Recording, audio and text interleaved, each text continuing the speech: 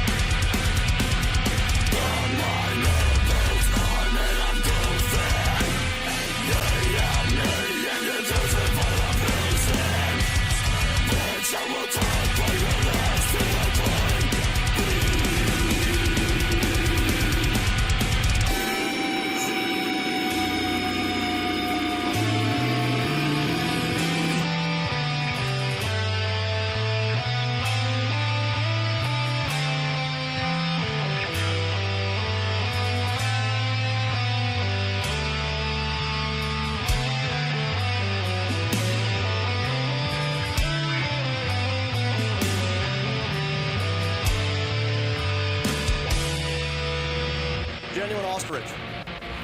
3 payments. Wait, what? I'm just goofing. New Boot Goofin.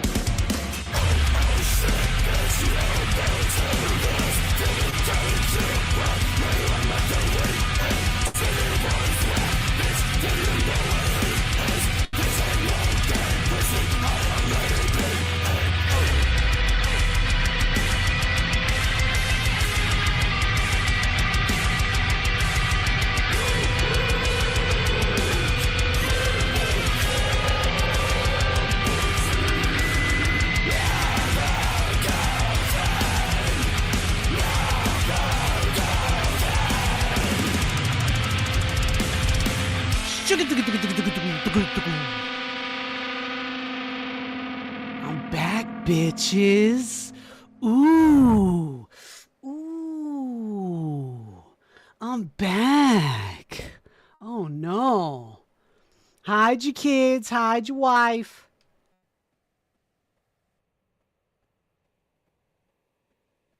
I'm back.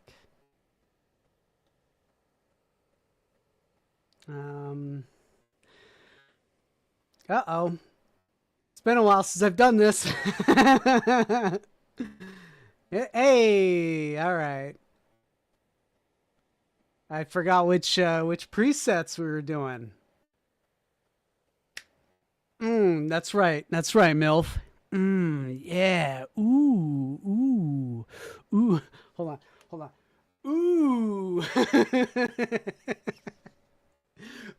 Ooh. Oh, shit. All right. Que paso? Fagoots. What's up?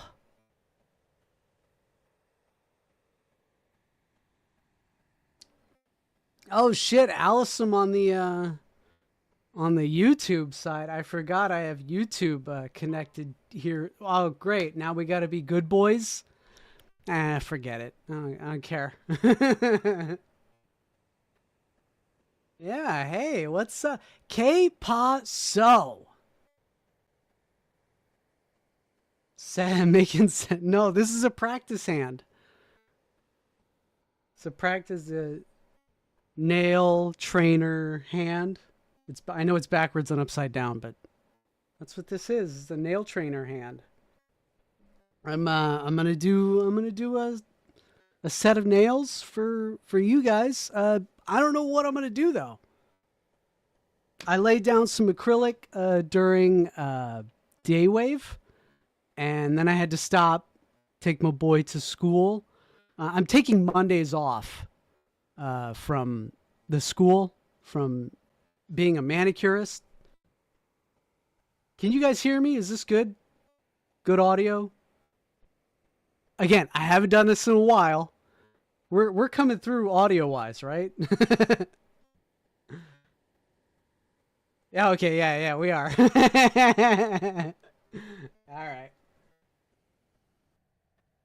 I can, Big B. I'm learning how to deal with you weirdos who like to bite your nails and destroy your fingers.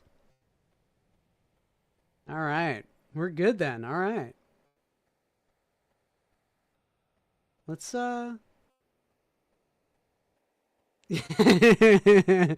Thumpire. Whatever you do, Goofy, I'm sure you'll nail it.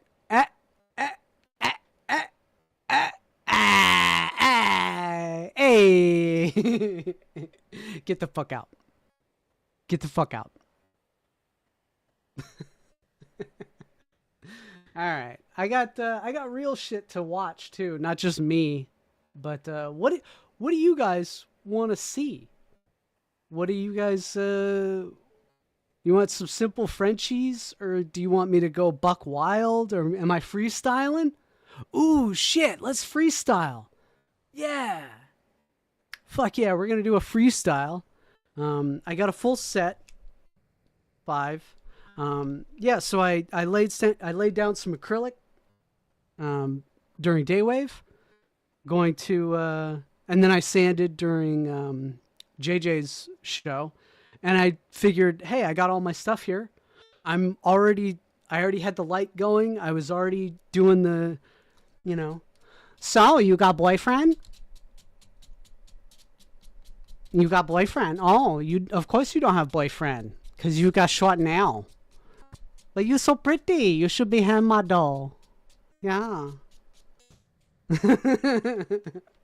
Is it just like the salon MILF? You should be a crypto gel. Yeah, we need to get the crypto gel. I got the crypto gel for you. Only $5 mo. Only $5 mo. Frozen. Frozen. Mom, what the fuck?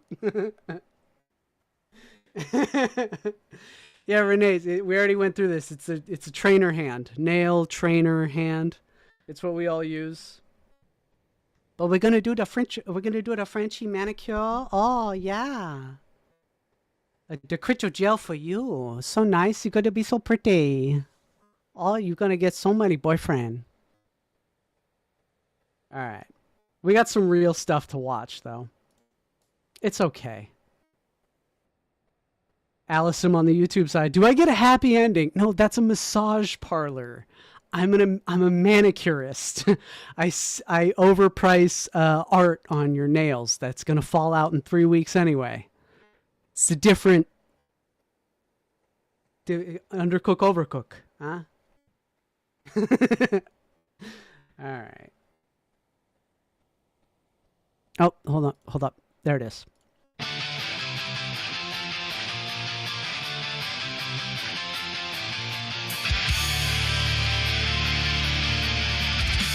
It's just the hand, Biggie.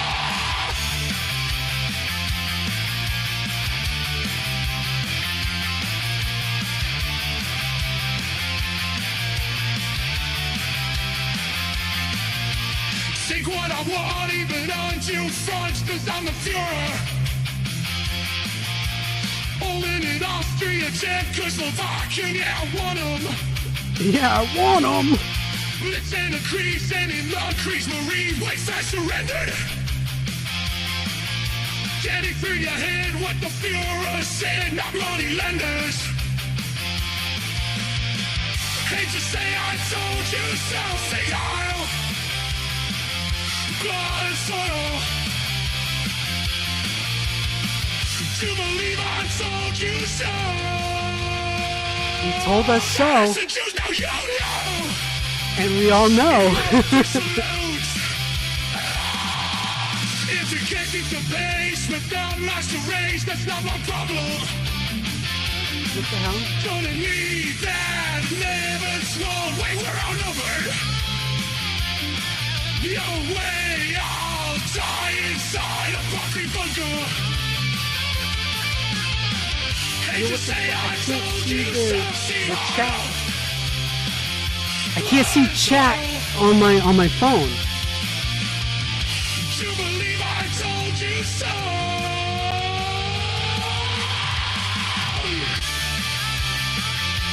Cause I gotta turn away from, and I gotta do my work. The fuck?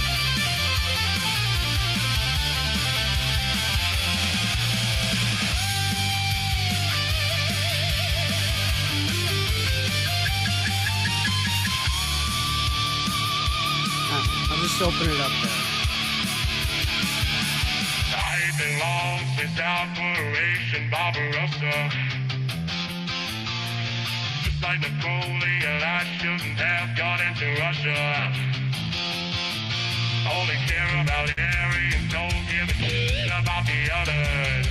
Oh, Miami John. I'm a manicurist now.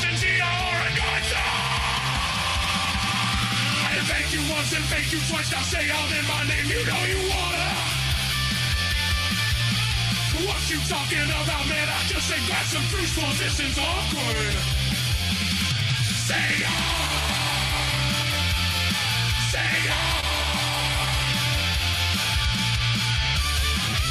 Relax your hand.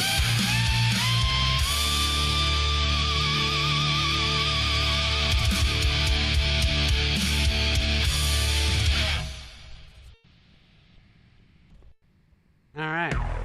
That was Blood and Soil, or I Told You So. I don't know. Oh, this one's a good one. Yeah. Can I get some? You know what I'm asking for. You're a motherfucking sound. That's just my 2 pennies. Whoa, eating good. Early morning, bacon, eggs, Benny. Yeah, heavy, big body, brother. Lot of weight, got plenty. Damn, all the sauce out my noodle, out my damn biscotti. Shut the fuck up, honey, need a muzzle. Shut the fuck up! You the type that doesn't read the room. I'm the type to leave a puzzle. How in the hell did you ever get into the room? Boy, you got me befuddled. GDFO out of the building. Before you get in trouble. I'm about to yell. I'm running all over the place, blue in the face, looking like Sonic. Got up on stage around 9 and the next day they called it iconic. In between that I was off for some tonic. Vodka and lime and a pack of the chronic. Bring that to a beat. Shit is bubonic.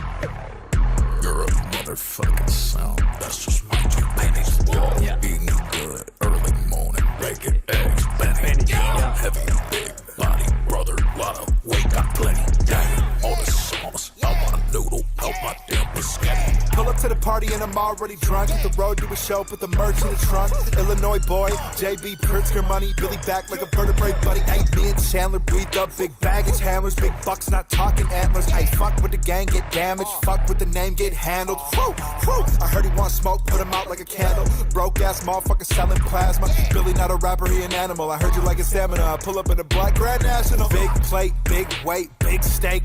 Woo. Big tip all, y'all some rats chinchilla. Big wig split all. 100K in my notes app. I can make a song every week till I collapse. Everybody waiting for the collab. Hold on to that thought, Jeff Swag. I'm these bars till I'm gray in the beard and I'm sitting on the porch. Like I have an announcement to make. Sitting on the motherfucking porch like an old man. Sitting on the porch like a old man. Hello. Welcome. All right, hold on. Finally meet. Thank you so much. Say wait. Couple months ago, I was like, fuck it. I'm not doing this anymore. I'm not doing the streaming thing because, I was hurting for cash. I was hurting for the money. Yeah, no. Hold on, Jess. Hold on.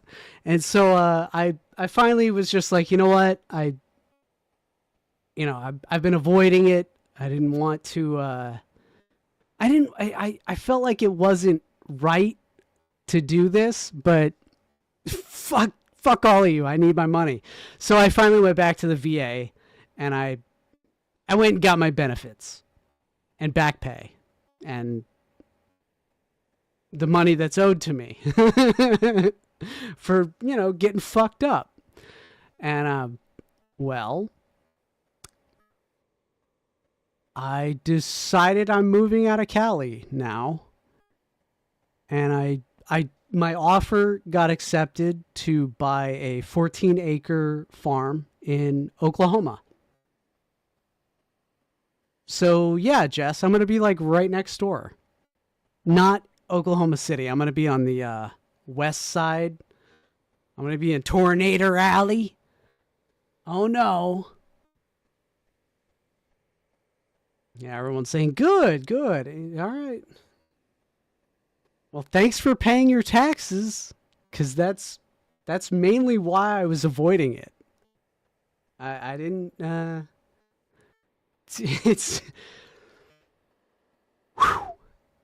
It was a lot. I'm not gonna tell you because you're gonna be like, oh my god, I'm gonna stop paying taxes. But thank you for paying your taxes. 14 acres. That's how much.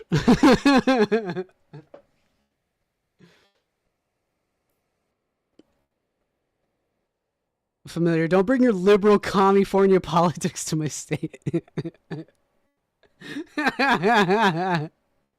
Yeah. Oh, look, you could totally see it too. Oh, damn, I was hoping it was going to go away. I took off the head of this pimple with my razor. And you could totally see it. All right. Yeah, so that's the big news. I'm getting out of California. I will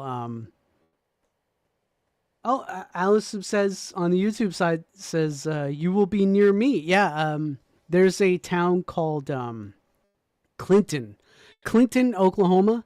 It's well, Renee, you're always welcome. Lucas, Renee, you have a fallback position. There's plenty of space. But yeah, I'm gonna be near Clinton, Oklahoma. Clinton is where it's most notably it's famous for being the birthplace of Toby Keith. You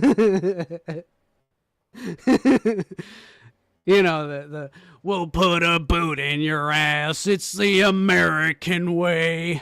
Yeah, that guy.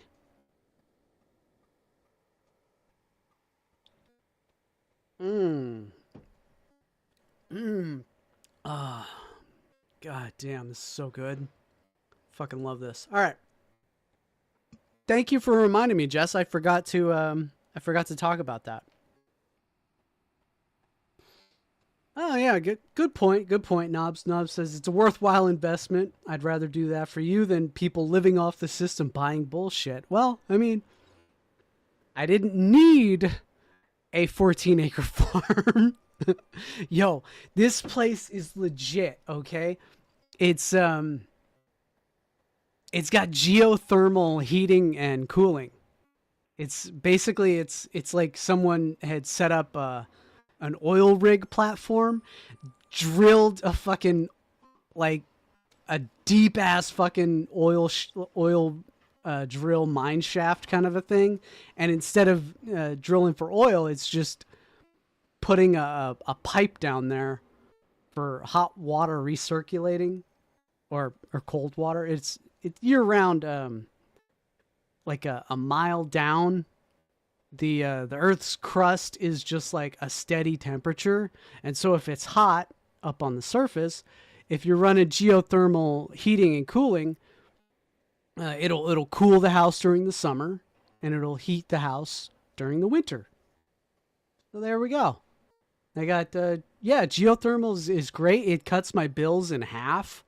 I just have to get I have to maintain it, which is like, you know, it's kind of expensive, but no more than maintaining a septic tank. It's like the same thing. Oof. Oh yeah, there's a market for the manicuring. There's a market. There's not enough professionals in the area to offer services. So there's a big market there. Let's get back to it. Hello. Welcome. Yes. Glad we could finally meet. Thank you so much for meeting us at the house. Oh, of course. So, how long have you guys been planning weddings? I'd say 80, 90 years. Yeah. So who's the lucky lady? That's me, And you are? his fiance. Really? I thought you were Mom. Although you could be his sister. I'm the bride. Well, you seemed old. And related. All right. Let's begin. So for general vibe, big picture, are we thinking trunk or treat or original? Trunk or treat? Great, trunk or treat. You won't regret it. No. We want original. Like a normal wedding. So, no haunted cars. No, Your funeral. This is a funeral, correct? it's a wedding. It's a wedding? It's a wedding. It's a wedding! Mazel tov! So for the daddy-daughter dance, Yes. I say we don't. Instead, we do a daddy-daddy dance. The fathers of the bride and groom dance and kiss to Lollipop by Lil Wayne. Yeah, we don't want that. Now, is this wedding lesbian or gay? We're straight. Really? You're not bi? No, Tri? Poly? Trolley? trolley. Trolley! It's when a group of people have sex while trying to solve the trolley problem. I just left my trolicule. Too much drama. For the record, I'd shoot the driver, then myself. We were just hoping for a regular ceremony. Now, I know you said pastels, but I think we should do birth tones. Birth tones? You know, fallopian teal, placenta gray. Clit red. And will you be sending invitations or taking advantage of our town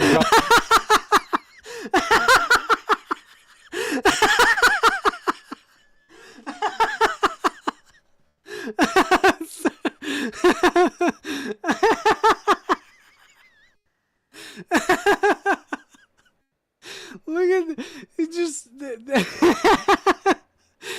they put on a red screen on the iPad and just pushed it in her face. You know, fallopian teal, placenta gray. Clit red. And will you be sending invitations or taking advantage of our town gossip? You guys have a town gossip? Yes. Who told you that? For the officiant, we have an ordained Trader Joe's manager, Did we already pay A them? Chinese guy in a bolo tie. It was non-refundable. and a sarcastic child of divorce. Each less licensed than the last. No, never mind. They're all tied up right now. To a trolley track. Last I heard, the driver was shot. Relax. It's rubber. Now, if you're absolute losers, just friendless liberal cucks, We could truck in a whole James Frank load of freaks and geeks to pad out the head count. we're talking teens, tweens, hunks, twunks, trunks, What the heck is treats. this? I mean, this is a trunk or treat, is it not? It's not. What? I put you down for 8,000 eggs, but I need to know right now. Do we need more eggs? No. And did you want them deviled or devilled? Cruella style. I got 101 Dalmatian eggs on the line, but if you pull the trigger now, I can make it 102. You just said 8,000. Yes, eggs from a dog. And after the funeral, Wedding. sorry, funeral, I say we move the reception down to a parking lot. Imagine this, rows of haunted cars. We're not doing trunk or treat. How will anyone know it's a funeral? Let's talk venue. I have a Honda dealership on speed dial, a school with no floor, a burger barn, an abandoned mattress factory, and an insane asylum so unabandoned it's actually brand new and chock full. We hate all of these. Really? Back to the drawing board. Let's see. Oh, yes. I have a rustic mountain chapel by an enchanting waterfall with a scenic view of a gorgeous lily-laden meadow. The priest lives on site. It's got a full kitchen staff, but it's completely free. That's perfect. Ah, it was just booked. By me. My trolicule wants to have sex there. They're hosting a trunk or treat for the driver I shot. Muzzle top. So, how long have you guys been planning weddings? I'd say 1,000. Yeah. Sorry, his wife just left him. She found out he's underage. It's pretty retarded, but. Oh, new T97. I haven't seen this. Sorry if you guys have already seen this on Virgie's side.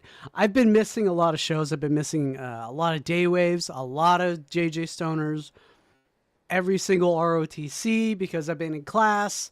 Like I said, I'm in manicuring school, so sorry if I'm bringing up stuff that you've already seen before, but here it is. This new T97 thought. It's pretty retarded, but This is innovation. Oh god, now it's gonna end up on Reddit. Dude, the gun tubers are making fun of it. Huge morning for the jobless. Another SHOT Show came and went like a wet fart in the Nevada desert. But trust me, when it comes to being a Chinese Canadian psyop, I made sure to attend this year so that Shaw Concepts can shiver in his timbers about whether or not I'm an AliExpress cloner here to steal his nylon patterns or whatever. Now, after all the drinking and spending and possibly gambling, I feel somewhat obligated to make a video about the whole thing. Anyways, here's a bunch of neat stuff at SHOT Show that most people probably didn't cover this year. It's $700 that I'm doing Knobstog. Starting off controversial with ADNV's digital night vision offerings. I know, get it out of your system, womp womp, digital night vision, womp womp. But, I'm telling you, ADNV knows ball. There is no latency in this. There's no random ass IR blasting light. This isn't your average digital night vision CCTV camera. Okay, we are cooked. Yeah, we are absolutely cooked, Jack. GG. I was super impressed with their thermal fusion binos and their folding quads this year. They were super smooth to use, and I really think insert digital night vision is only 5 years away. Bottom text, digital night vision is only 5 years away. But with ADNV, they're really pushing the envelope on this, and I'm actually really excited to see where this can go. Think of the possibilities. A HUD, waypoints, maybe friendly ID markers, and I'm looking forward to what ADNV does in the future. That's the Advanced Fusion Sight Digital Night Vision Goggle Binocular ADNV GF31. For all you schizos that are scared of the flying clankers hovering around your property, now there is a solution. In 556, made by, well, this company called Drone Round, they're making anti-drone 556 rounds that are essentially like Rat Shot, but for your AR. Here are some diagrams of what different groupings at different distances might look like. The general idea and the gist of it is that you would carry one mag of these rounds in your chest rig, in your LB, etc., and you would be able to swap around between regular 556 rounds and anti-drone 556 rounds, which to me sounds a lot easier than carrying a shotgun in addition to your rifle, so this is something to look out for. I'm super excited to see these in the World War III AI DLC edition, and we will be mogging the Clanker invasion. Mark my words. I think Nocturne is making a fully integrated dual band bridge setup, but the Nocturne booth was so crowded that I didn't manage to get any footage of it somehow. So Source, you're just gonna have to trust me. Source, I made it the fuck up. But until I see these hit the market, I'm gonna reserve my judgment on it for now. In terms of price, you can probably estimate that it's gonna be the price of a thermal mono plus an NV mono plus a bridge plus R&D. So whatever that works out to, it's probably outside of our budgets. Let's both be honest. Real ones will remember my lukewarm rant like last video or like 2 videos ago about friendly ID under thermals. Well, this Israeli company, gentlemen, hold your horses, hold your horses. This Israeli company has created a solution to this, and I'm sure this has existed before, but no one has really applied it in this type of scenario. These are friendly ID patches that work with night vision and thermals. There's something called dual IR patches, where some of the material reflects the IR light detected by night vision, and then some of the material reflects IR light detected by thermals. These even work with drones, as you can see in this promotional video that they shot where someone's wearing a patch on top of their head, and they also work with having thermal targets. Which, like, up until now, the only way to really dial in your thermal optic is either putting, like, hand warmers on a target, or, like, shooting your buddy in the back with BBs. Don't quote me on this, but the person at the booth told me that the wholesale price for these patches will be about $8 to $12, depending on the design, depending on size, depending on if you want it to be both materials or just one material. But I'm sorry to say to this company, this idea is definitely getting nabbed in the next year, and someone will make a clone of it.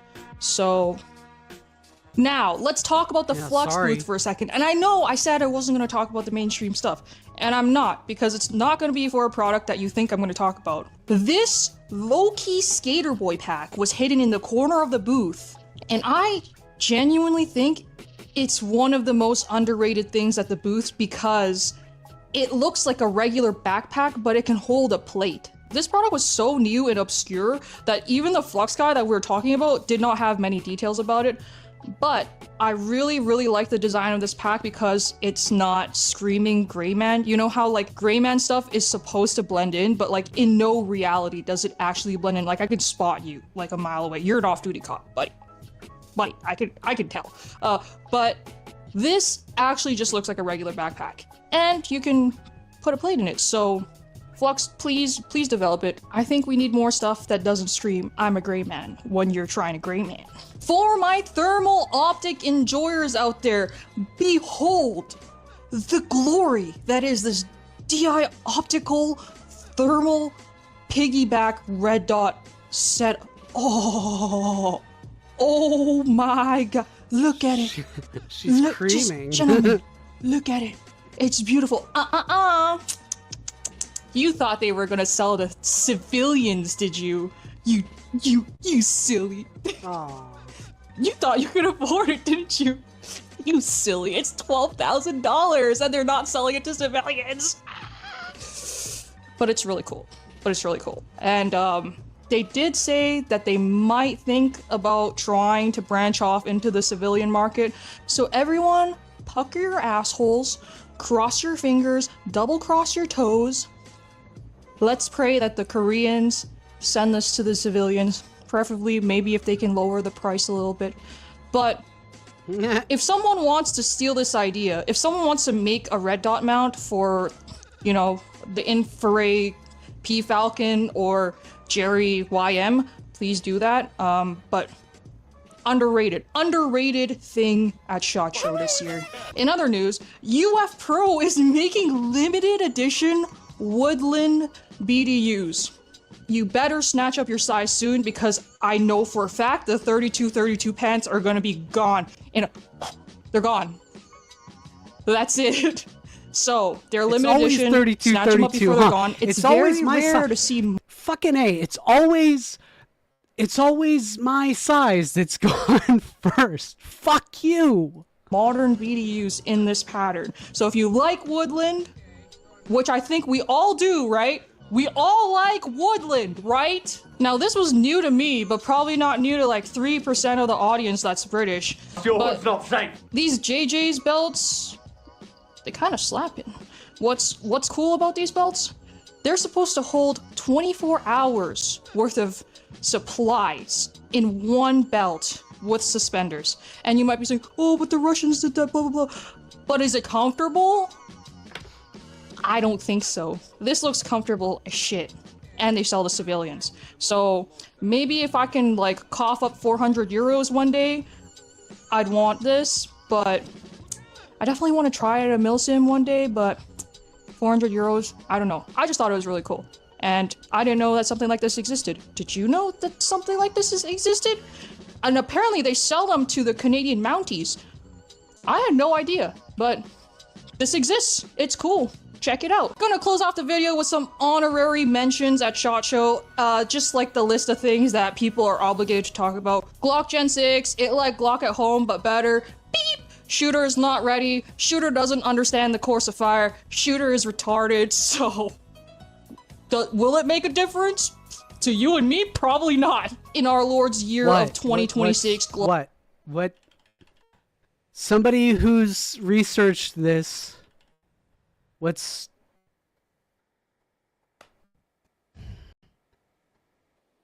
Every generation after 3 is just... What? What? The new Glock switch was redesigned literally 2 weeks after they said, "Oh, you can't turn this into a full auto Glock." And then it was like, hold my beer. 2 weeks later. And the only reason it was 2 weeks was because the guy had to design it. That's it. Finn. So what's the difference here, man? It's got suppressor sights? It's got raised sights? Is the angle of the grip slightly fucking different? Oh, look, it's got a fucking beaver tail.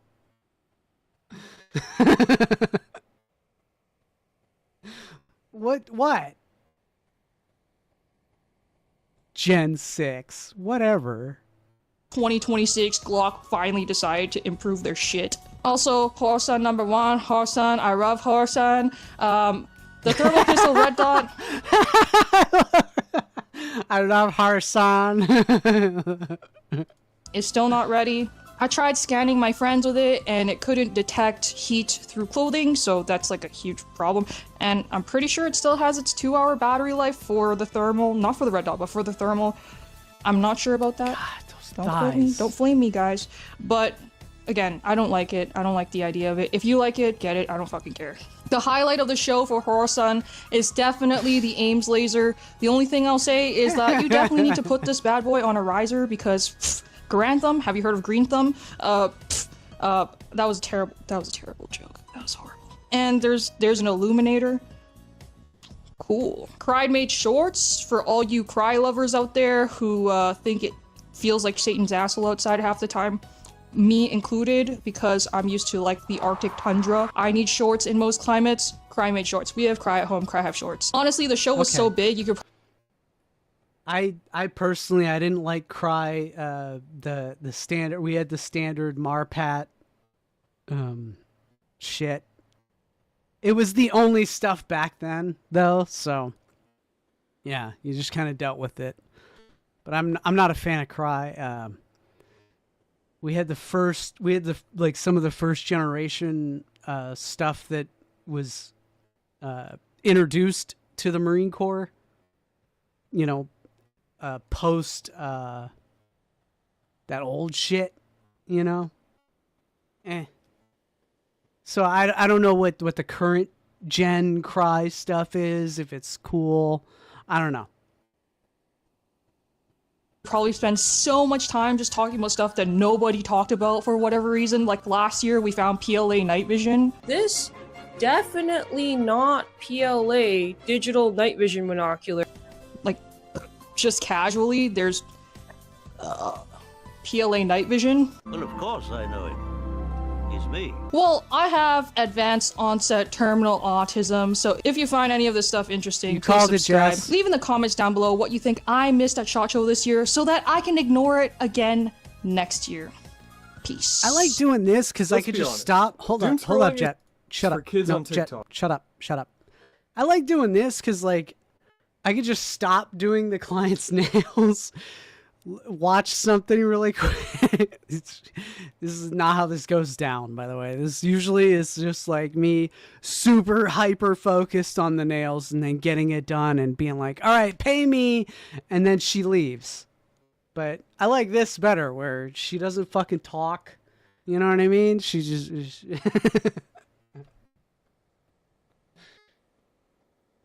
and I could stop and just watch something for a little bit. This is fun.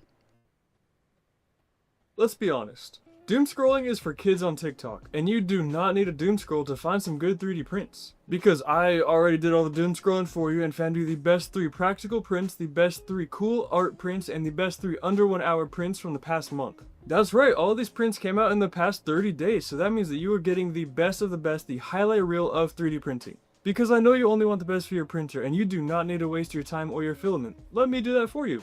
Up first in our practical category, we have a very adult print, a paper towel holder. But this is a modern paper towel holder, okay? There's a big difference. With this print, you have the option to print it out on any of your standard 256 or higher millimeter build plates, or a different print profile for your A1 Mini, although it says they can hold the exact same size of paper towels, so I'm not really quite sure why there's a different profile for it, but there is. And it's an hour and a half quicker. I don't know, all I can say is that I printed out the standard version in a very nice marble PLA. Our next practical print is the very popular retro radio and lamp book nook. You know how much I love my bookshelf prints, so this is perfect. For the Google Nest Mini version, it's going to take you 9.4 hours and 9 plates. For the Amazon Alexa Dot version, it's going to take you 14.4 hours and 9 plates. A little bit of a time tax here if you're an Amazon guy, not gonna lie to you. The assembly on this print is super easy and involves installing the volume knob, which is simply just pressing it through the faceplate, and putting the little retainer clip on the back to hold it in place. And yes, it still does work as a volume knob. It's really not going to change your volume, but it does slide back and forth, so kind of cool, right? After that, you just have to glue on whatever text you decide to print, whether it's that Google text or that custom text, glue it on there on that front faceplate. Install your speaker into the back of this thing, and this is where I need to have a chat with you guys, okay? I thought I had the Google speaker hanging around my house. That's why I printed this out. However, now that it's time for me to actually assemble this thing, I am realizing that I do, in fact, not have a Google speaker. So, that left me two options. Option 1, I could go to the store and buy a speaker just for this video. Option 2, I can have this chat with you right now to explain why there's no speaker in this print. Can you tell which option I picked? After that, all you have to do is slide the actual faceplate into the speaker, install all 4 of your legs, which are actually press fit, didn't have to use any glue at all, and bam, there's your retro radio all done and ready to go on a bookshelf. Radios play music, headphones also play music, except you need a place to put your headphones when you're not using them. A 3D model of Squidward's head seems to be like the obvious choice of where to hold your headphones, because there's absolutely no other place for your headphones than on Squidward. I'm sorry, Milf, I already made you your head. Oh, man. That's so much better. What the fuck? Head. So that's exactly why I printed out a Squidward headphone holder, because I was just tired of my headphones being all over the floor. Obviously I couldn't put them on a desk or a hook or anything. This was the only possible solution to store my headphones. This print is going to take you 8.2 hours and 5 plates, as well as 212 grams of filament. So you're going to use about 1/4 of a roll of filament on this guy right here. If I were you, I would recommend going in and tweaking some of these support settings. You can probably tell that I didn't, and I am regretting that, because it just is not living up to its full potential, because the supports were just a little bit too tight on there, but that's on me. Learn from me, learn from my mistakes, and fix it with your prints. If you are curious about the assembly, it involves a whole lot of glue. I would recommend hot glue over your standard super glue, because hot glue dries and cures a lot quicker, so you're not sitting there holding his arms on forever, waiting for that super glue to dry. It took a long time for the super glue to dry. Okay? Just use hot glue. It'll save you so much time and a lot of pain in your wrists. Once all that gluing is done, you're left with possibly a wrist brace, but also a really nice and nostalgic headphone holder. As long as you watched SpongeBob when you were younger. If you didn't, then this is just not really nostalgic at all for you, but it's still a You can't really see it, but I fucked up on the acrylic application on the pinky. Here, I'll go to I'll show it to you in full screen here in a minute. But right there, I fucked it up, and then I just touched myself with the fucking gel. Fucked it up.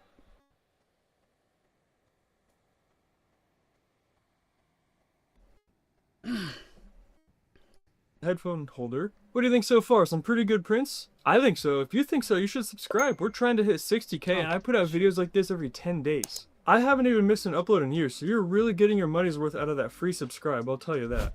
In the art/cool category, we have the Honeycomb Bee Shelf, which yes, is art and cool, but it's also practical. That's kind of why I'm using it as the transition print, because it kind of combines both of the two categories into one print. You see what I'm doing here? It's like a transition period. If you want to print out this practical and art/cool print, it's going to take you 13.3 hours, 2 plates, and 615 grams of filament. This shelf is solid. Also, I used a cherry wood PLA for this outside faceplate, but it also would look really good with one of the lighter color wood faceplates. The assembly is pretty much nothing. We're just going to take our main shelf and glue our faceplate to the top of it. Now this one I did use some regular super glue because I can just let this thing sit. I don't have to actually hold it in place. Bam! That's it. Literally nothing to this assembly. Bam! That's it. Alright, shut up for a second, Jet. Jet needs to shut the fuck up. For a hot second, motherfucker. I need to show where I fucked up. All right, you could slightly see it. It's right there. The acrylic is already lifting up on the pinky right there. So like right here during the manicuring set, as soon as I would have found it, I would have been like, hey babe, sorry, I gotta redo this entire fucking nail. I'll get you a discount, $5 less. Okay? Okay. You so pretty. I'll get you free crypto gel. But right there, it's already lifting up off of the nail bed. You could just barely, oh, that's better. You can see it there. But you can see that little light area there. That's not on the top. That's right there on the nail bed. I fucked it up. It's not bonding. It's not sticking correctly to the nail bed. So that would be a fuck up. That's a fuck up on my part. You don't really see it until I just put some builder gel, some clear builder gel on the top to even out my mistakes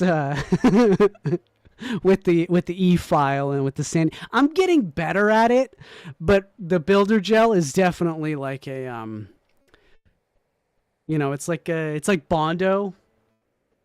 I guess to talk to my dudes out there, it's like Bondo. It's gonna cover up my shitty fucking primer work.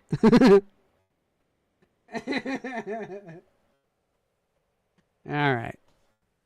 Just a little bit of glue, ready to go be displayed on your wall wherever you want. And guess what? This thing actually comes with places to mount it. See those little holes in the back of the shelf? Those are there on purpose, so you can just drill in some screws and hang this thing on a wall. Okay, now we're going into some art prints that are just strictly art. They don't really serve a practical purpose at all except for being art. Like this infinity balloon. Did this. I'm sorry, I forgot to mention I did this using nail forms, not using nail tips, which is what I usually do. I put my tip in it. But nail forms is like the old way of doing it, and it's hard. It's so hard. But there's a reason that everybody now today just glues on some tips. Glue on a tip and then acrylic over that, because it's easy as fuck. Doing any of these square nails on nail forms is like it's fucking hard. It's so tough.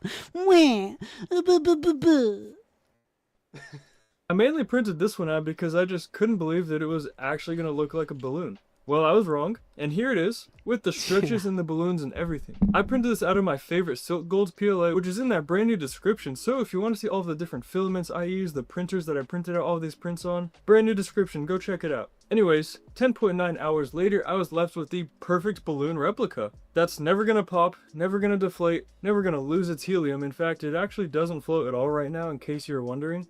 But it will pretty much last forever. Probably why it's called the infinity balloon, I can imagine. You also have the option to add a smiley face onto the face of this balloon, but I just really liked the way it looked without the smiley face, just straight up fake latex. I'm pretty sure everybody is playing Arc Raiders right now, so I figured it was only right to print out the absolutely most terrifying arc in the game, the Leaper. If you're unfamiliar with the video game Arc Raiders, let me just give you a little bit of an example of what the Leaper is.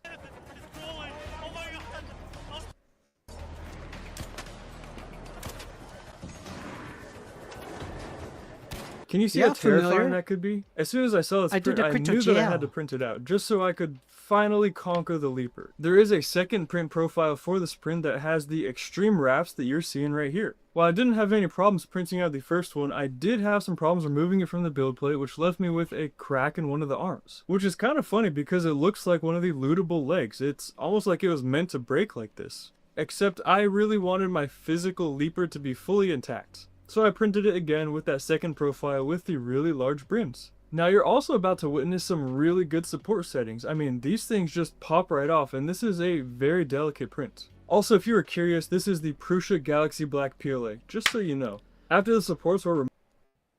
Quick, base color. What am I doing base color? What am I doing? You tell me, bitch. Bitches? Bitches, you fucking tell me. Oh, that looks worse. Ugh. Base color, bitch. removed, we were left with the leaper that you know and probably hates. Now it's time for those quick prints. In fact, they're all going to take less than 1 hour, so you have pretty much 0 time commitments to these prints. Just send them, go to the bathroom, and they're going to be done by the time you're done in the bathroom. It's that easy. Up first, we have the articulated skeleton fish, which is a fully print in place 70mm fish skeleton. And yes, it articulates. All right, Carrie was right first. off the build plate. Turquoise. There's no need to break any supports. There's no weird things, nothing like that. Just straight off the build plate, already flopping in my hand like a real fish. I just love the amount of details that we can get out of such a small print and such a small amount of time on these commercial printers these days. It's extremely impressive how far the technology has came. I just love the way that all of the ribs and the skeleton of this thing move. It kind of makes it a little bit weird and really fish-like the way that it moves. It actually reminds me a lot of that fish from Nemo. You know the one I'm talking about that has the little glowing light in front of it? I don't know the actual name of that fish, but this is what that reminds me of. Speaking of small prints, here's the mini skull. What I really like about this print is, one, of course the detail on such a small print just like the last one, but also you can print out so many of these in so little time. If you want to print out just one, it's going to take you 20 minutes. But if you want to print out an entire handful of them, it's going to take you a little bit less than an hour. Now I know it's not Halloween, in fact it's not even close to Halloween if you're watching this when it comes out, but I feel like we all love Halloween, so why not prepare just a little bit, print out a bunch of these mini skulls, and then when Halloween comes around, you can throw these into a mason jar, use them as a table decoration, or my favorite thing that you can do with these is print out a bunch of them and see how many you can hide in somebody else's house. I'm willing to bet they will never find all of them if you're really good at this. All it costs you is 2 grams of filament for a joke that could last who knows how long, it could last forever. The next under 1 hour print is the flying spin copters. It's only going to take you 16 minutes and yes, it actually flies. And don't worry, I did all the research for you. I should see the difference between these two, and yet I don't.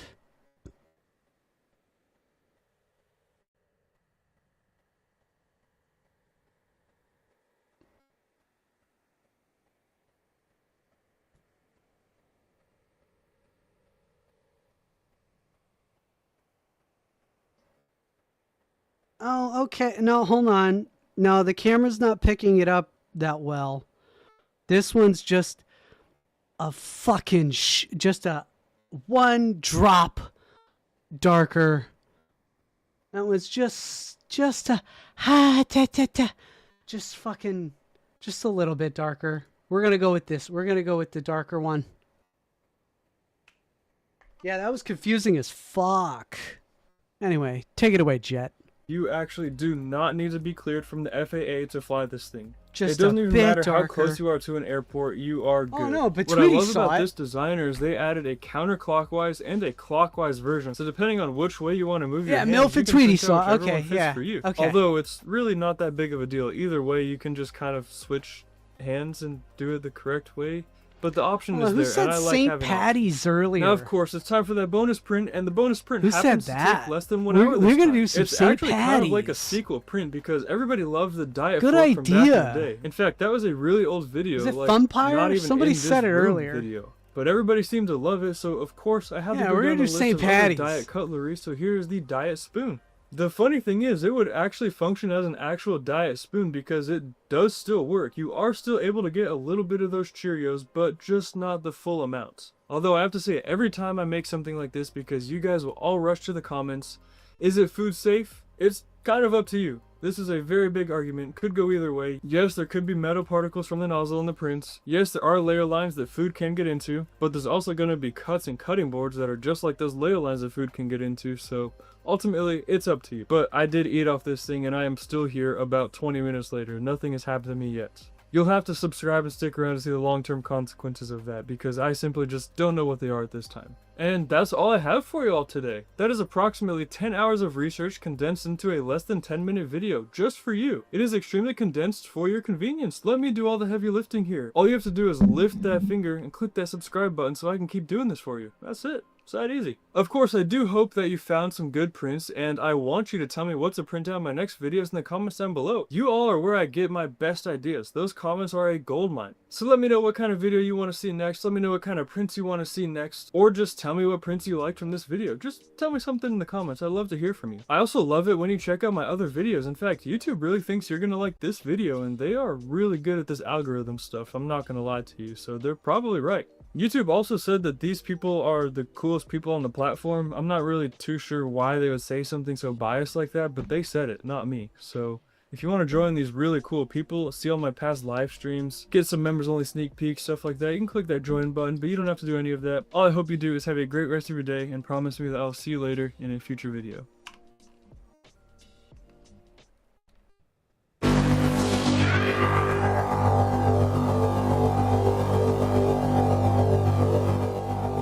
I'm sorry, I didn't realize the audio was too loud.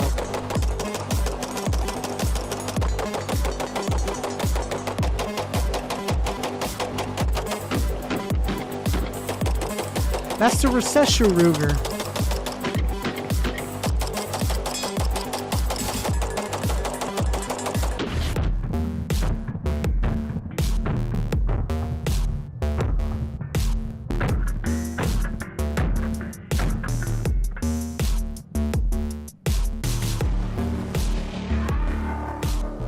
Howdy everyone, welcome back to another episode of PSR. This is exciting, this is special because we got something additively manufactured on the channel. This is a recession Ruger. You might look at it and think it's cursed, but honestly I think it's mega based. A, because it uses the kind of forgotten Ruger P-Series design mixed with air fire controls and turned into a PDW. When these things came out, it was right around $100, the whole build. So that's why they call it the recession Ruger, I think, is it's quite affordable. And it still is. The designer of this frame is originally Uber Clay, and then this is the R2 version of the recession Ruger, which was designed by Unseen Killer. We're gonna dive deep into this thing. I'm gonna tell you all about it, but first I gotta thank some sponsors. The channel sponsor of PSR is Atreus Development Group. If you guys like going fast with your ARs semi-automatically, of course, you're gonna love Atreus, and they're just coming around the corner with the Geisley compatible FRS, the G lever. I'm super excited to check it out. If you guys like to go fast and want 10% off your entire order from Atreus, never in a million years use PSR for 10% off your entire order. Love what Atreus is doing, and shout out to Atreus for sponsoring this channel.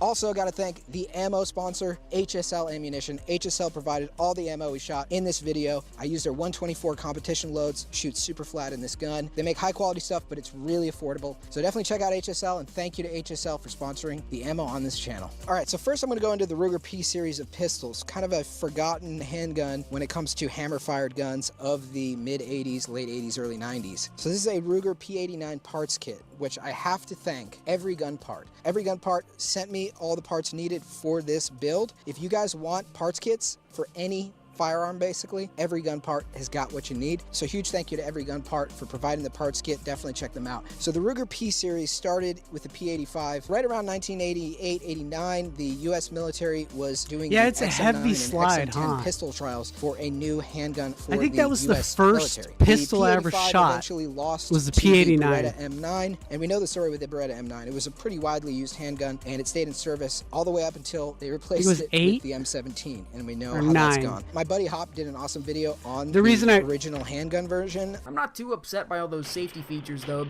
Hey, there's Hop Flop. The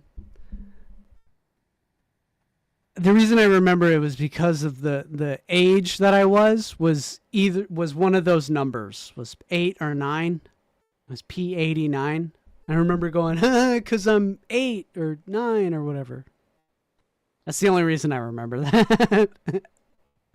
Because even Californians deserve to be able to buy guns. Heavy slide. Old video of Hops, but I really like that video. So I will link that video in the description if you want more information on this thing. But they loaded the P85. I remember it was smart. It was smart to do this, but at the time I was like, I wanted more. But they only loaded one round at a time because they didn't want me to go bang, bang, bang, bang, bang, bang, you know? Which was a first iteration. It did not They didn't want win me the to double trials. tap it. Beretta won, and they kept selling it to civilians. Definitely cool to see this thing reimagined into a PDW with the help of additive manufacturing. A couple years later, they released the P89. It had a couple improvements. There is a decocker version and a double action only version, I believe, that they came out with. It's kind of a bulkier gun. It's got a thick slide, which may have contributed to why it lost the contract. I'm not sure. I really love the aesthetics of it. There's something very nostalgic in the late 80s 80s, early 90s in the design of how it looks, and I like the way it looks aesthetically. So in filming this video with the Recession Ruger, it's kind of made me interested in maybe picking up an original copy of the P89, P85 potentially, because it's just a cool pistol. It's a cool piece of history, so I may be in the market for trying to find one of these eventually. Now let's get to the Recession Ruger itself. So when this design was released, which was a few years ago, Uber Clay was designing it, and he wanted to make a affordable squirted DIY design. At the time when these came out, these parts kits were stupid cheap, under $100. You could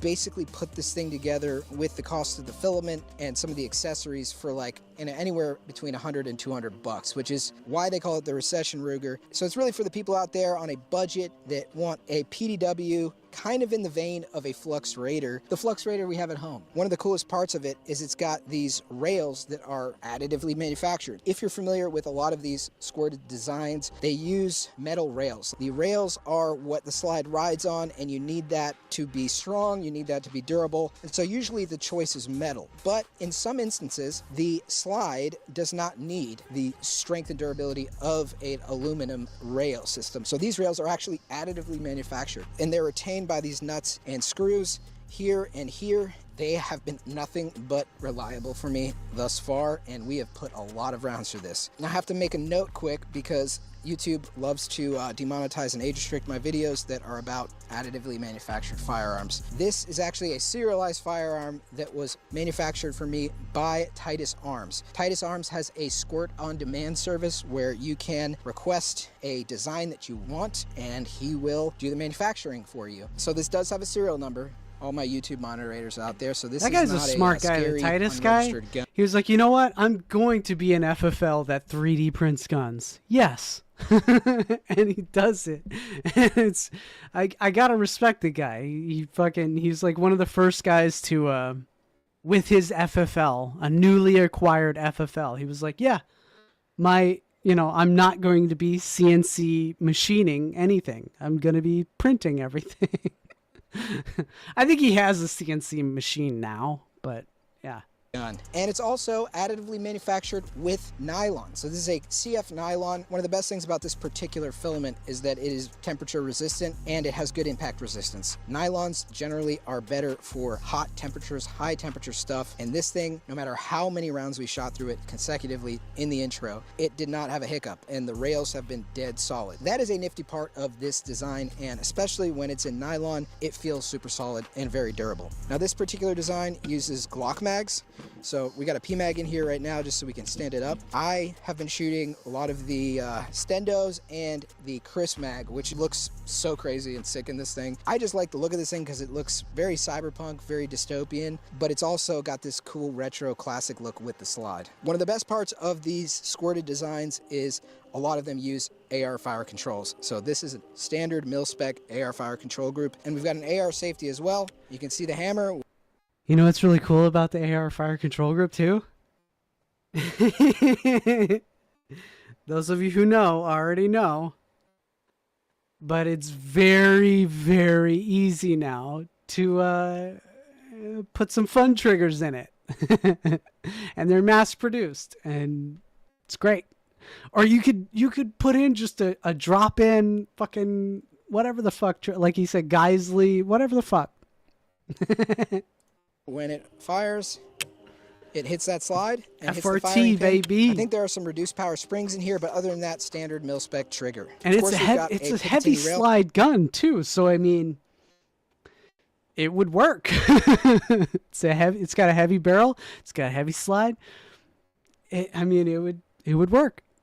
On the back, which I mounted this arm bar by JMac with the tail hook. Arm like I said, bar! AR grip, which is nice. You can switch out whichever one you want. This is a squirted grip that came with the design. 748. One of the additional modifications that Arm were made bar! to this design over the original one. So the R2 actually uses a paddle mag release right here, which is really helpful to get that extra leverage that you need to release the magazine, as opposed to it being a little bit further up there. So I really like this kind of lever design. The paddle makes it just a whole lot easier to release the mag. But if you want to take it out with your thumb, you can also do that with that button right there. So it is ambidextrous, which is pretty sweet. So we have the safety ambidextrous on the slide, not ambidextrous on the frame, but you could do that. And then we have an ambidextrous mag release. As far as the hardware goes, it's very simple. It's just a few nuts and bolts and you're good to go. Stuff you could probably find at your local hardware store. Now, as far as accessories on here, just real quick, we got the Sentinel Defense holographic optic.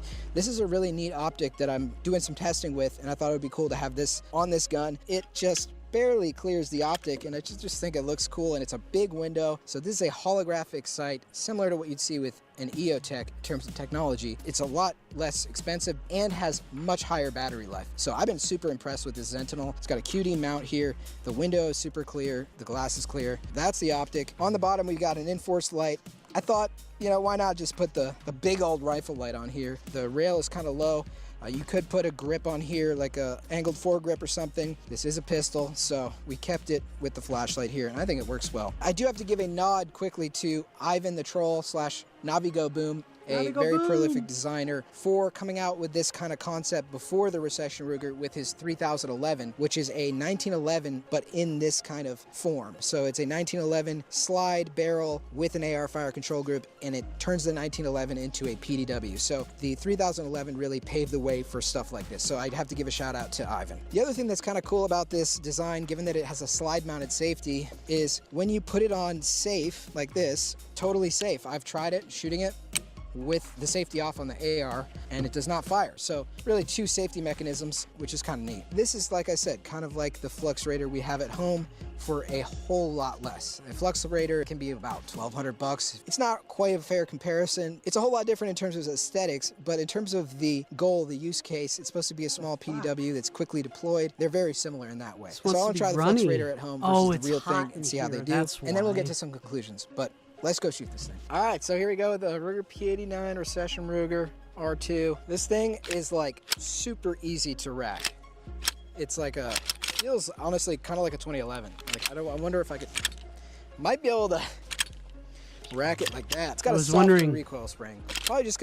I was wondering why the gel was being too runny, and I can't get a good single coat down. It's because it's too hot. That's why nail salons are cold.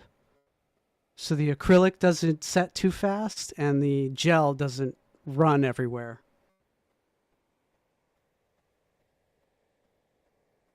Anyway. Because it's pretty worn in, to be honest. Having a charging handle like in replacement for the dovetail rear sight would be nice. I'm sure there probably is a version that has that. I know that there's like an enclosed version too.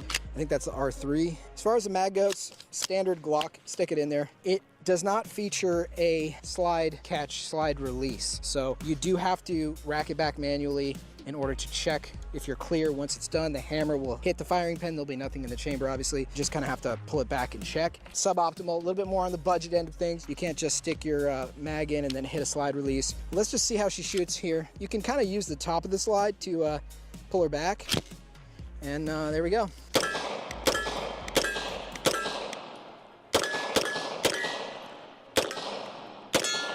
Let's go all the way down to 100. There it is.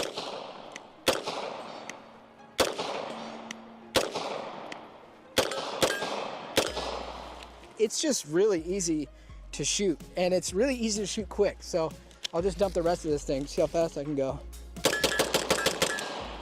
Yeah. The quick, slide reciprocation on most pistols, right? In combination with that and the AR fire control group makes it super easy to do a quick succession of shots. Next up, we're gonna try the Flux Raider P320. Like I said, this is quite a bit more expensive, a little bit more modern, and the coolest feature about it. So on the Flux Raider, you have a mag holder / kind of front angled grip there. You could put something similar to that on the Recession Ruger. I just don't have it on there right now. We got a Gotar optic on here. It's an acro footprint. Let's see how she shoots. We do have a comp on here, so it's a little bit different.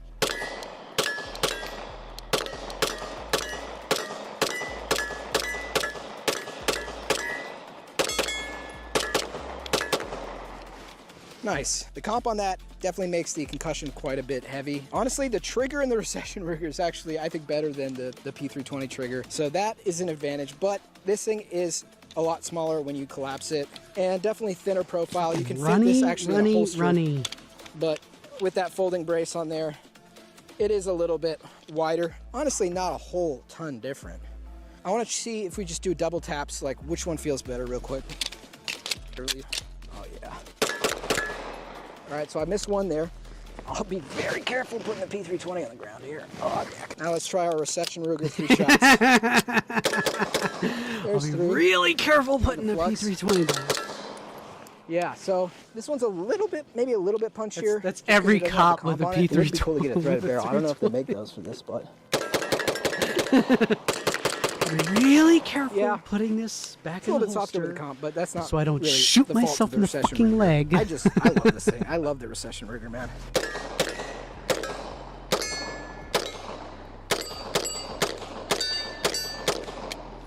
And there you go. Hammer down, check clear, release our mag, and we're good. Trigger's not as good on the P320. See how quick I can do the mag change on this thing.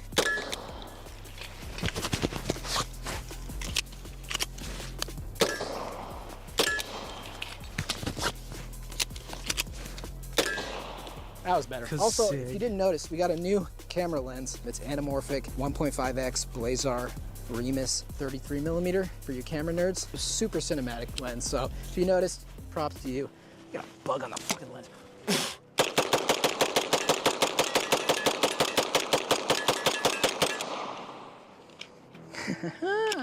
Oh, the recession Ruger. I love it. You do have to make sure you pull the slide back all the way to reset that hammer. Pretty nifty. All right, so some conclusions on our R2 version of the recession Ruger, designed by Unseen Killer, original designed by Uberclay. This has been super fun. It's really cool that the additive manufacturing world can bring back a pistol from the dead like this P-Series and turn it into a modern style PDW. Obviously we don't have the slide lock open Ruger feature, but the fact that you can use the AR fire control group and it's ambidextrous, that stuff is really neat. And of course you can mount an optic, which if this was the original pistol, you'd have to get it milled and get rid of the rear sight. So it adds quite a bit more functionality to it. It's super easy to shoot, super easy to keep on target. It's a fun project for a budget gun, a budget PDW. If you're feeling the financial squeeze, this is probably the PDW for you, honestly. I don't know where the kits are at now in terms of the prices, but this kit ran great from every gun part. We shot the shit out of this thing. I've probably put over 1,000 rounds for this at this point. We shot it the other day, the intro, we shot some more of the intro today, and it rips, dude. No problems, no issues at all. The way that the ejector is the problem with PSR putting this up is that every time he does a 3D printed gun video showcasing a specific model, the parts kits go up immediately. Like you can track the pricing of it whenever he posts. There's a strong correlation there. It's kind of just like on a hinge, on a pin, and so it's kind of flapping. And so sometimes if you're pointing it down and trying to load the mag, which I don't know why you would, that ejector can kind of get in the way a little bit. Other than that, it had no issues. The manufacturing by Titus Arms on this thing was spot on, perfect. If you're interested in his Squirt on Demand service, definitely hit him up. He's a cool guy. He's been on the channel before. Doing this video made me definitely want to seek out P89 and try it out, because it's just cool to shoot this thing the way this is, but I'm really curious how the original pistol shoots. Now, they did make the P-Series in a few different calibers, 40 Smith & Wesson as well as 45. I think that was the Ruger P90, not anything related to the FN, and that one 45 ACP compatibility. So all of those pistols are compatible with the Recession Ruger. The Recession Ruger does have a 45 dedicated frame that is slightly different to deal with the bigger size of the slide of the 45 version. It is really cool, I must say, to see this hammer and the AR fire control group kind of like a convertible where you can look at it actually working in real time, see that hammer going, and then every time the trigger resets, you can see it click up a little bit in the disconnector. It's kind of like a cutaway almost of looking into an engine as it works. So we got some 180 FPS shots of this thing in slow motion, and it looks super cool. Just being able to look at it while you're looking at the footage, it's just a privilege to be able to see that. And it's cool that this design allows for you to do that. That's my review on the Recession Ruger R2. Big shout out to Unseen Killer and Uberclay. Also shout out to Ivan. This was a whole lot of fun to shoot and film. I hope you guys enjoyed watching the video. And I hope you guys enjoyed the squirted content. I know you guys have been missing that, so hopefully this scratched your itch on that. Love you guys. I'll see you on the next one. Peace.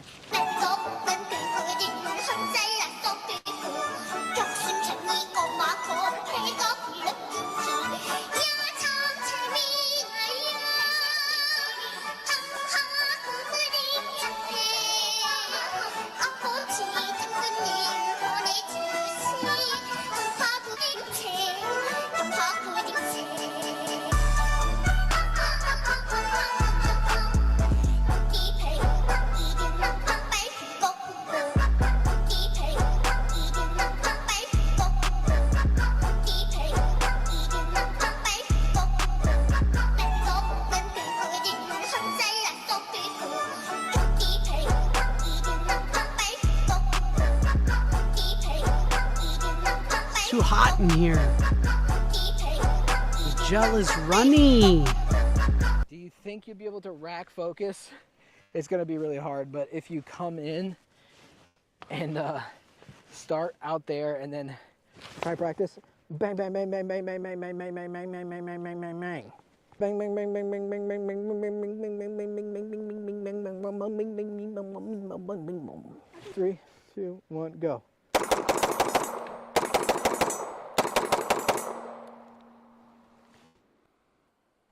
Welcome to 18th Century Cooking. I'm your host, John. Yay, Townsend! Oh, ooh, beer. Cool. Beer from colonial America. Spruce beer. All right. I'm Townsend. Today we're going to be looking at a fascinating topic, spruce beer. Thanks for joining us as we savor the flavors and the aromas of the 18th century.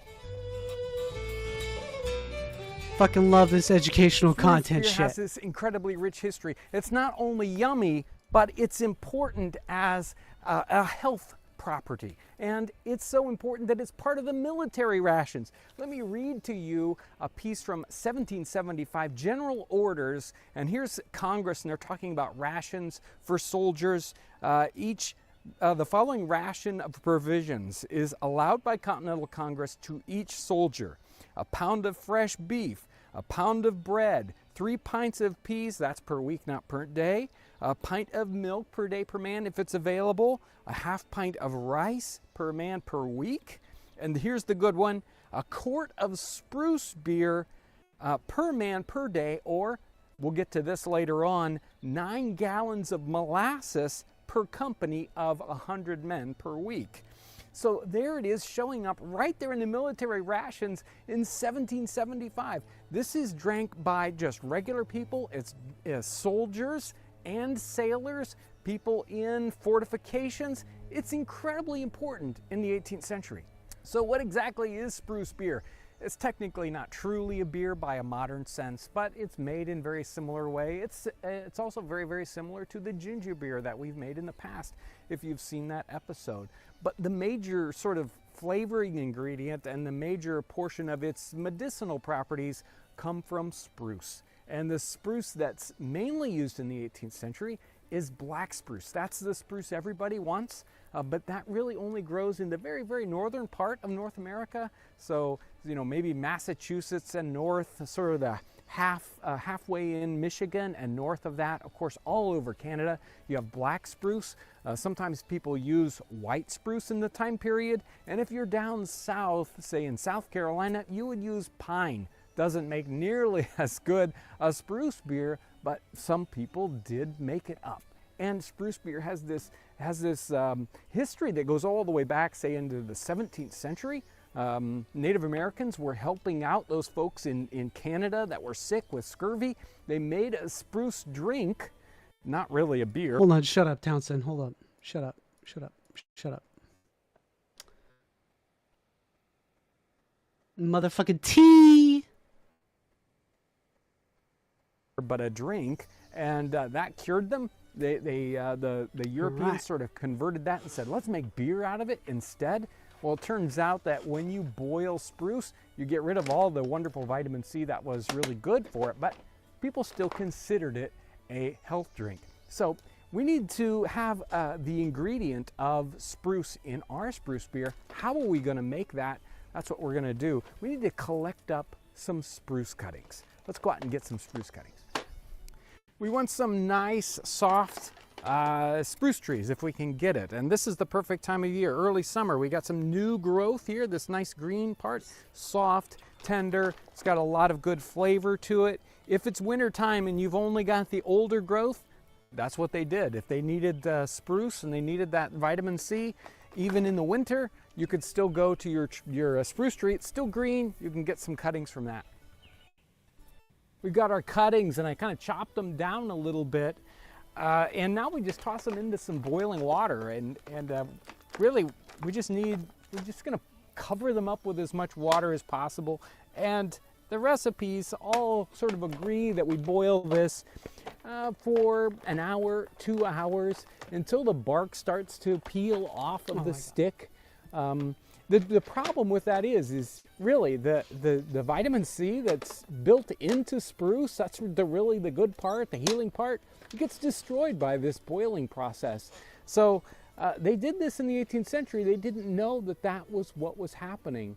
There is a caveat here that I also want to give, and that is we have to be careful about what we're cutting. These idiots didn't know about germs and microbes. Fucking morons. You can't just go out into... so they only knew that, oh man, you got sick from drinking, water. So everybody drank mead.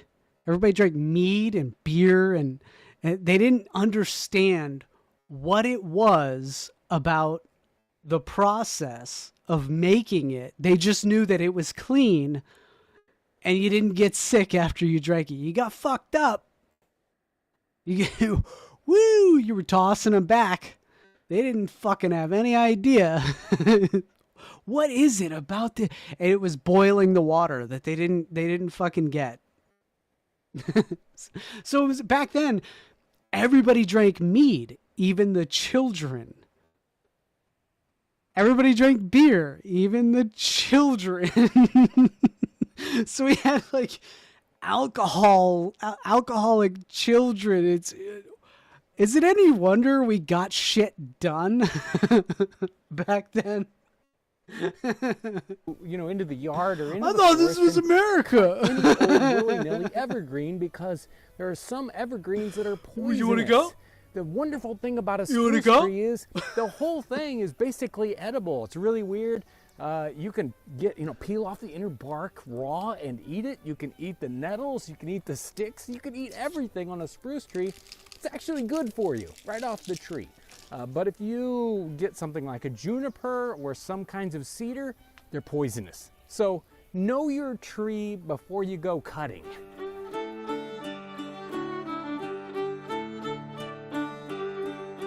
You can boil this for approximately an hour. Now that this is done, all we have to do is strain the liquid out and leave the pine needles behind. I'm going to do a green ombre, aura So one ombre. of the very, very interesting things about this is you would think it would have this super piney smell, but actually it has this wonderful sort of food smell to it. It really, really smells good.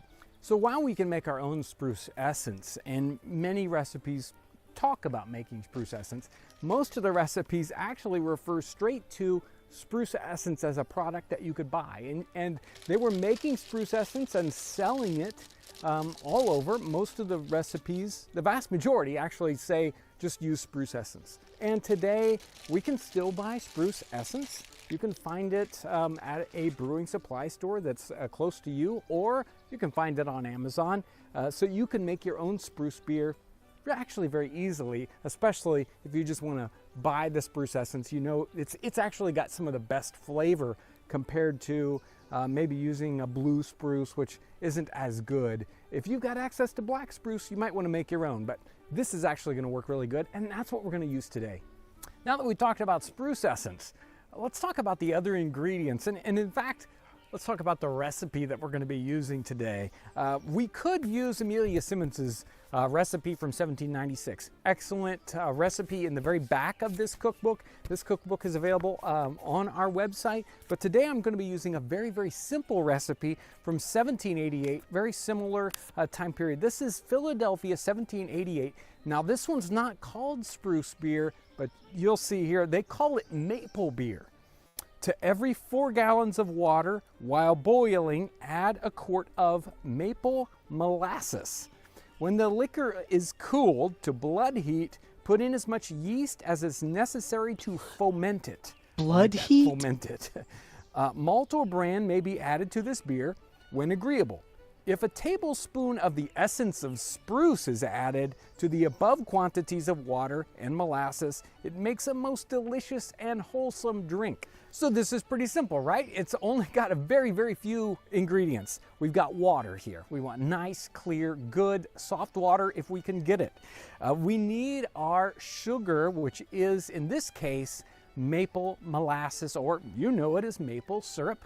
We need some essence of spruce. we've already created that, or even more likely, we bought it. That's the good stuff. That really tastes good. And we need some yeast. We need some ale yeast, or any kind of brewing yeast is going to work. If you don't have anything else and you want to make this right away, you can use bread yeast. But if you're going to be ordering your spruce essence, order some ale yeast at the same time. It's not very expensive.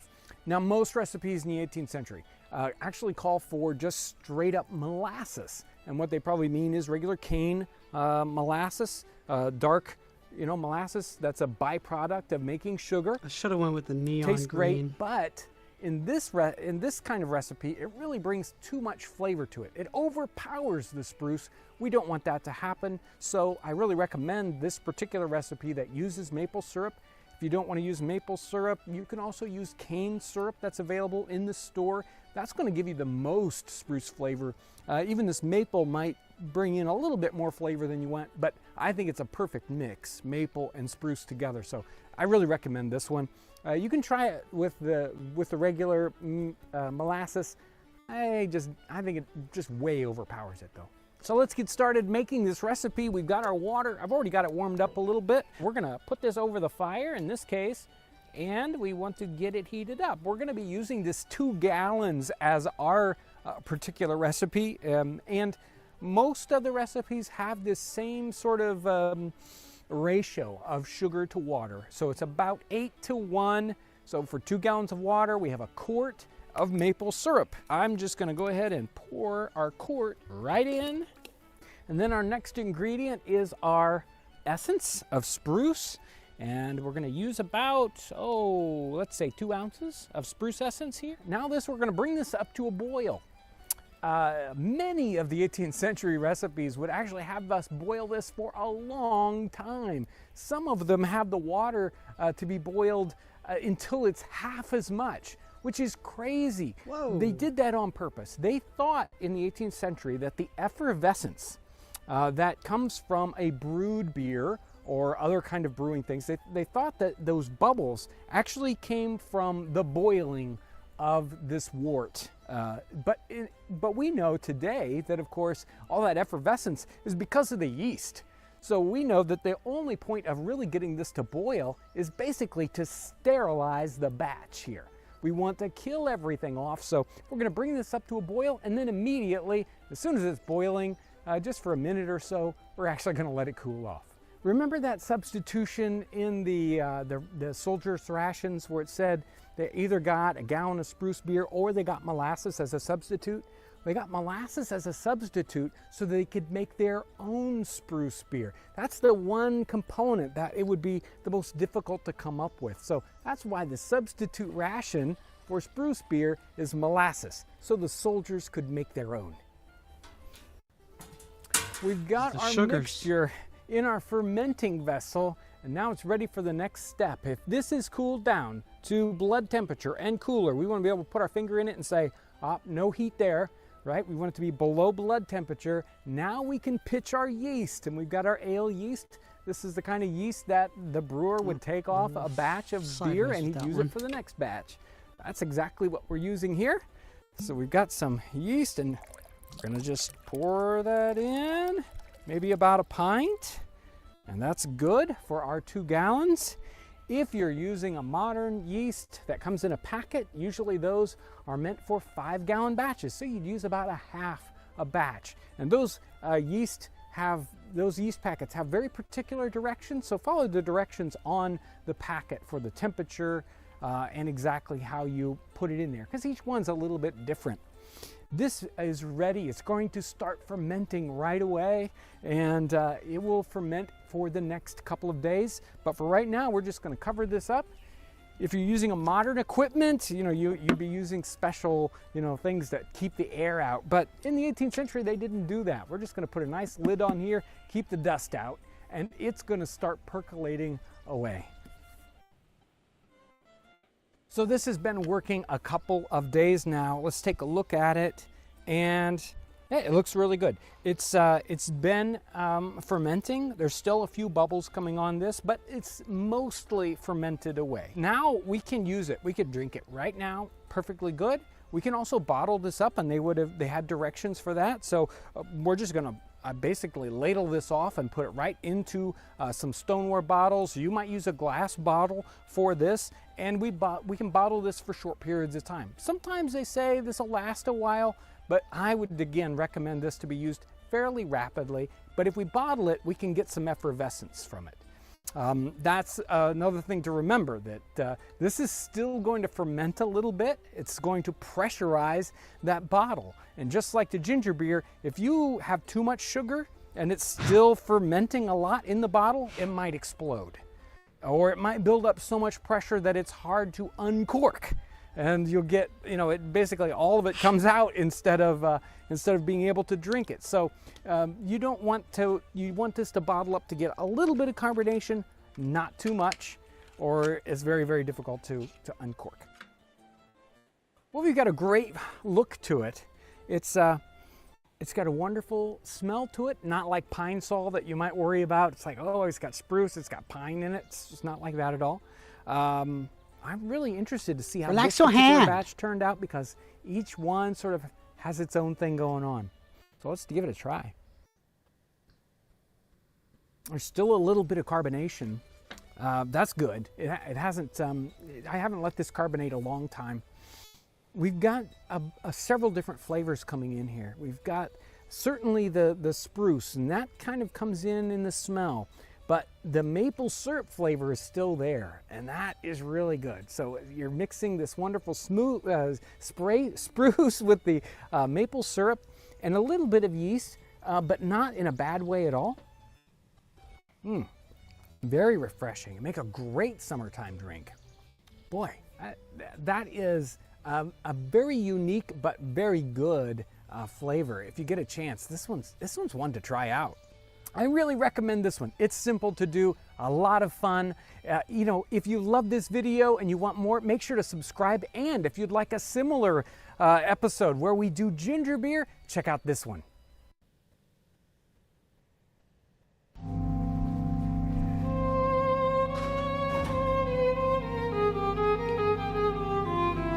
Apparently this one's making the rounds a lot.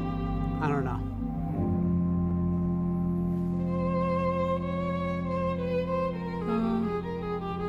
My place, watching reels. There was booze, coke. Cocaine? Yeah. Okay, go ahead. Anyway, Liam started showing us all one of those penguin memes. We were all Why does it laughing. sound like that? Oh, this is... He's doing the fucking Affleck flick where the guy he's an idiot and he accidentally kills his kids. He fucking doesn't check on him or something. He's doing the Casey Affleck bit. Had a pretty funny penguin meme too. He sounds like him. That's what made me go. Out my phone. He sounds exactly like him. So I was like, it's Casey Affleck. And he's wearing a Celtics sweater. Open Instagram. Started scrolling my likes when Elise asked for a beer. She's celiac. I'm the only one who knows where the gluten-free beers are. Gluten-free beers. I put my phone down on the table, get up, and go to the kitchen. And about halfway there, I can't remember if I locked my phone or not.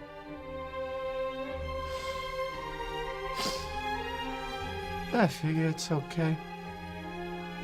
Alright, what am I doing So next? keep going to the fridge. Freestyle. And when I get back with the beer, Freestyle. Oh, it's funny that this is Celtics and stuff because I'm doing a St. Patty's Day. So what am I thinking? 3D gel. We're going to do gel on the outskirts of the ombre, and we're going to chrome the gel. We'll chrome it gold, because they're always after me, pot of gold. So we'll do a 3D gel on the outside. I only got 10 minutes left. Unfortunately, you guys aren't going to see the end product, but you know, I'll chrome it, and then I'll post a picture on my Twitter at 3D Prince Charming without the A. Let me pull up a link to my twits, to my X.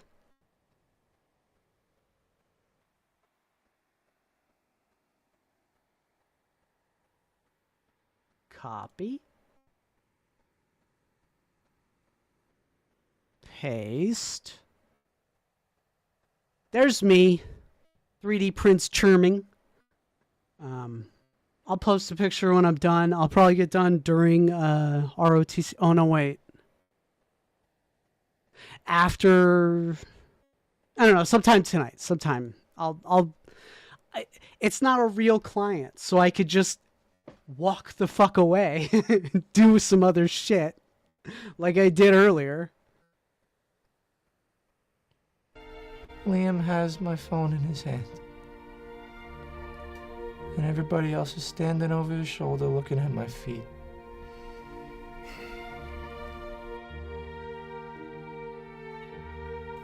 Yeah, you're free to go. What? That's it? Your algorithm's offensive, like a million other algorithms on Instagram. I don't understand. Did you not look at my feed?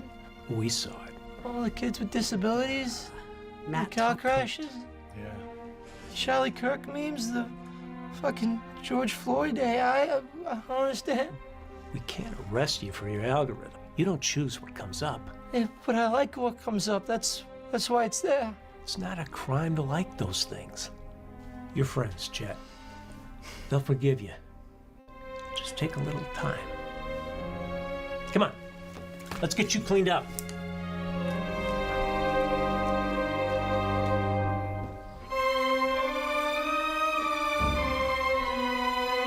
Is he gonna try and kill himself?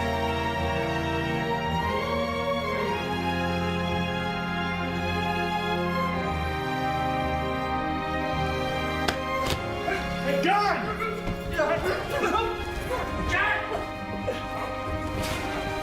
John! Cheese. Chopped cheese. Hi, yeah, it's me. Hey, aren't you that freak with the algorithm? No. I never went in for afterglow or candlelight on the mistletoe. But now when you turn the lamp, Oh no, what did I do? I Mac top coated it. Hi. Hi. This is Mary. Hi, Mary. Oh, Mary. Pull the car. No, it's okay. I gotta Casey. keep going, so. Oh, could we actually talk for a second? Sure. Nice to meet you. Yeah, you too.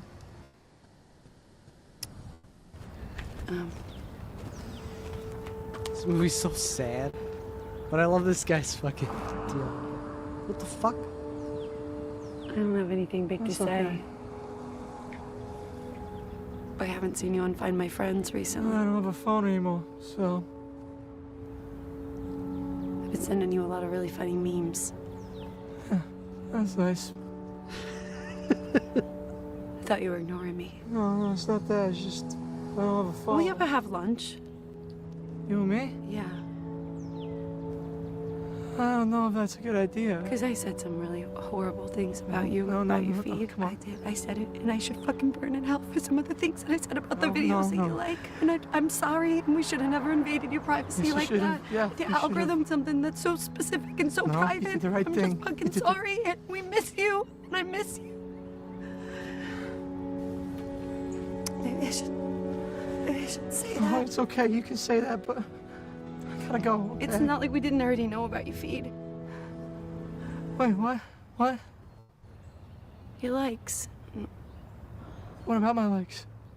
Your likes are public, and we saw what you were like, and we just didn't want to believe it. And you tell me that you knew that your likes were public. Yeah. And you tell me that you knew that your likes on Instagram were public. Like, no! How do you know? Again, what the fuck? What's this? The neighbors made us dinner. The neighbors? Why are the neighbors making us dinner? I don't fucking know. Just eat it. Or not. I don't care.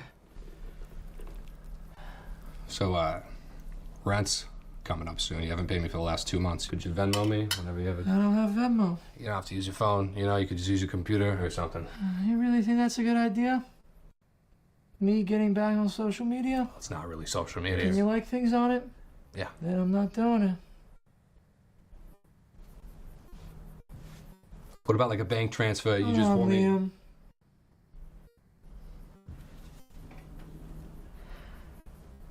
I can't beat it.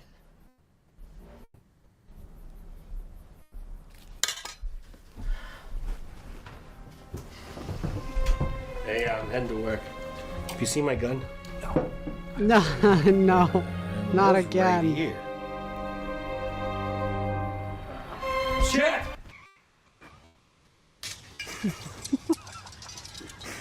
Dude, Liam is a sick fuck. I don't know where he gets this shit. Yeah, I'm thinking about getting back on social media. Yeah? Yeah. Dude, that's great, man. Something small to start. Something without an algorithm. What is... Yeah, you know. Be real. Yik yak. Stuff like that. Okay, yeah, nobody uses those though, so... Alright, well, I want to fucking use them. Okay. Do we have to talk about this right now? You brought it up, man.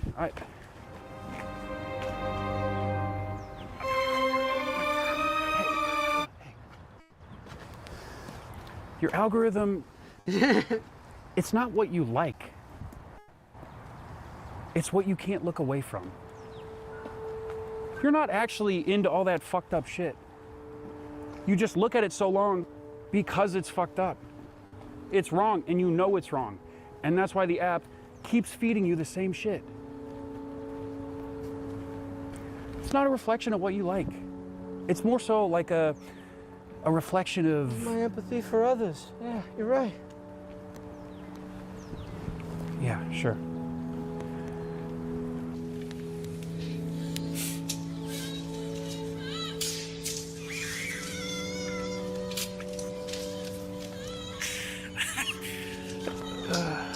Can I see? Yeah? Yeah. One video can't hurt.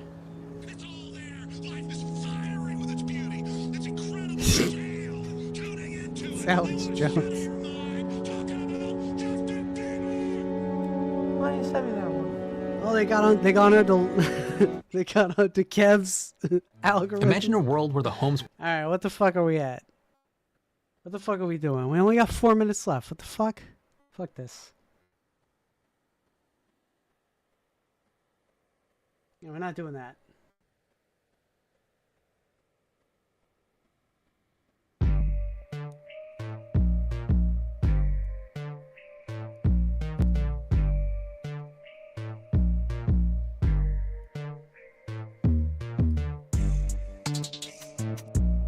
So, folks,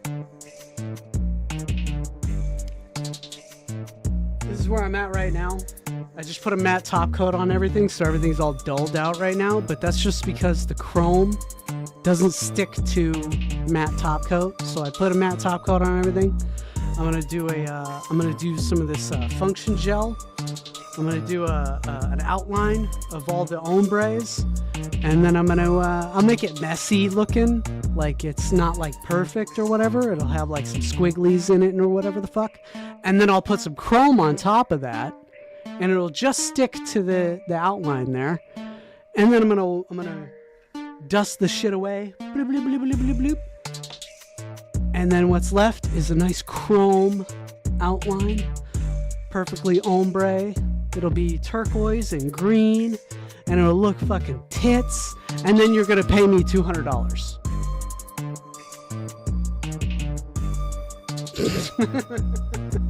No. I would charge probably this length, I don't know, like $80. Some ombre, some chrome, do some shit. Matte top coat. Yeah, that's my grinder name. it's Matte MATTE matte top coat. Yeah, I'll be doing that. So yeah, I'll post a picture of it later. That's why I posted my Twitter, my X. Don't at me, or at me, I don't give a fuck. And I'll post a picture of it later. But this is what I do now. I'm gonna be doing manicures. I haven't started studying pedicures because they're a lot more complicated and there's a lot more shit that you have to deal with because, I mean, sure, we work with our hands, but, you know, we as human beings are better at maintaining or at least not beating up our hands as much as we are our fucking feet. And people's fucking dogs are disgusting. So, yeah. Feet are gross. That's right, knobs. Feet are fucking gross. But it's a part of the job that I'll be in. I'll have like face masks on and like Vaseline, underneath my, or not Vaseline, some Vapo Rub underneath my nose so that I don't have to deal with people's fucking raunchy dogs. Yeah. But people pay a lot of money for that. And I plan on, paying for, I did get a lot of money for, crawling back to Big Daddy government to give me my just desserts. But I need to maintain the 14-acre farm that I got. So, gonna need to make some money. I don't know what I'm gonna grow. Probably gonna start out with potatoes or something easy. I don't know, I'll fucking figure it out though, just like I do everything else. Yeah.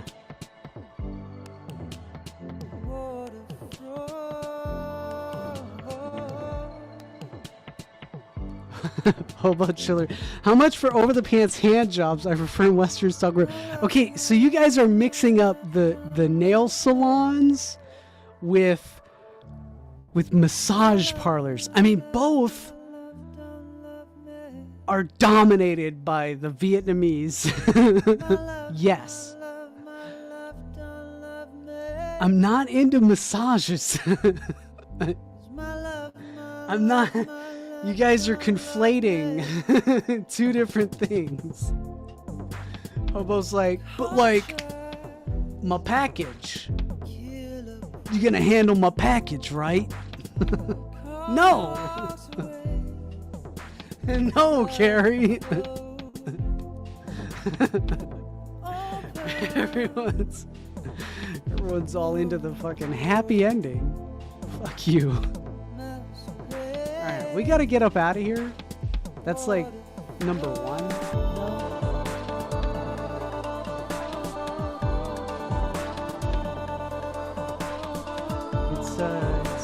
It's ROTC time.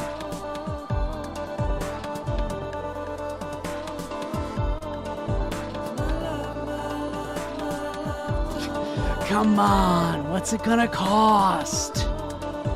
Come on.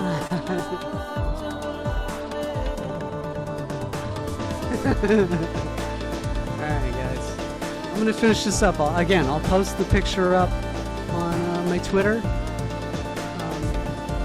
The reason I can't post the stuff that I do at school and the clients that I take at school is because my school has a specific no social media policy. Some girls abused the fuck out of it a year ago or 2 years ago, so I don't get to post the stuff that I do at school, which really sucks. All right, it looks like they're starting. So yeah, I'll do maybe fake nails maybe once a week. I don't know. I'm still packing up a bunch of shit from my move. All right, take a look at my Twitter again if you guys want. Oh, hold on.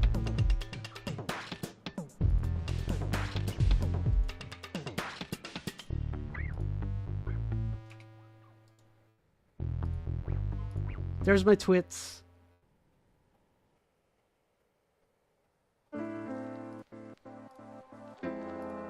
And here's ROTC.